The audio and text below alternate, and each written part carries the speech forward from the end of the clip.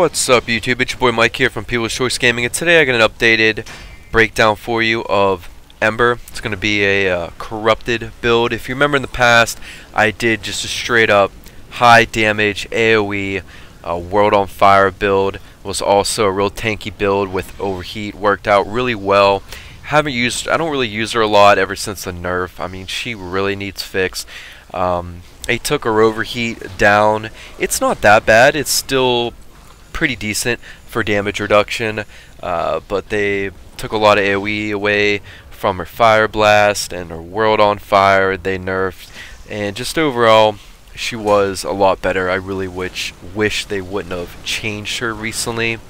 But I'm going to go ahead and show you another build today that's going to be a corrupted build, and we're still going to be working around the same best powers.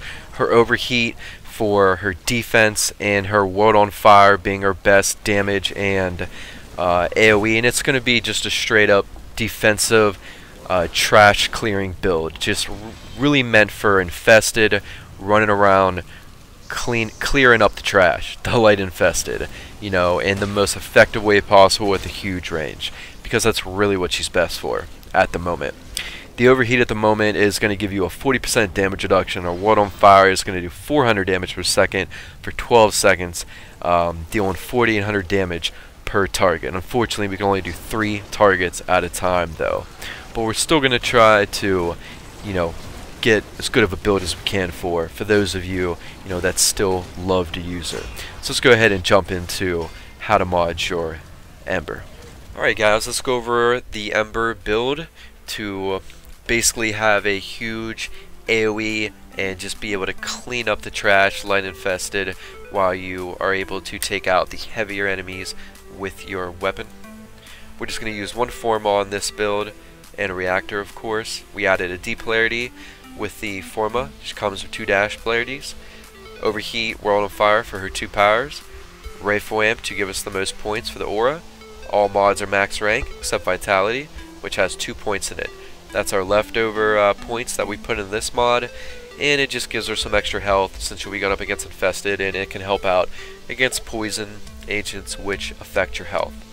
Now before I get into this build, I thought about a blind range build. I thought about strength, making World on Fire do more damage, which you will not need it to do more damage since you're only adding to the 400 damage because it's 400 per second, because it's a DOT basically type of thing. You're doing damage over time, and also you're already doing double damage against infested, so you're gonna be doing plenty of damage. And once you put blind range on, you're gonna lose efficiency, so you're gonna have a fleeting expertise to make up for that. And then fleeting expertise, you're gonna lose duration, so you're gonna have to keep all your duration mods on. And we're already at a full build right here, so 14 in blind range, 11 in fleeting expertise. That's what, 25 extra points. That's a ton more Forma you're gonna have to add just to basically get a little bit of extra strength out of her, which is just not going to be worth it. So I recommend making a build that focuses on making World on Fire last a long time, so you don't have to cast it as much.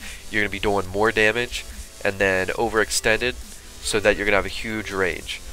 We'll start with overextended, the corrupted mod. It's going to give us 90% range, so you're going to be practically at 30 meters in every direction. And with the power strength, you're going to lose. We'll put a focus on. And with the 30%, you still lose. That's not that much to affect her overheat. Or the World on Fire, 30% of 400. It's not that bad at all. And you're going to be doing double damage, like I said, against the infested. I took her up on Syath with, you know, level 45 enemies, you know, and they were dying right away. So you're not going to have any problems. And your Constitution and Continuity are going to make her World on Fire last, you know, a really nice long time. We have Flow and Streamline, so she's going to have plenty of energy for this build. She comes with 2 dashes. That's what we got Flow and Constitution in.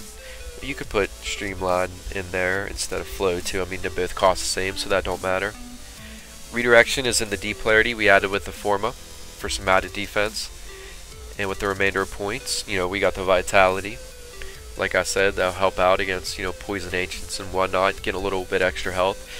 If you wanted to put even a little more Vitality and less in redirection, you know, it's really up to you, since you're going to be going up against infested anyways, because she's really not that great against Grenier. Ward on Fire is non-armor ignore.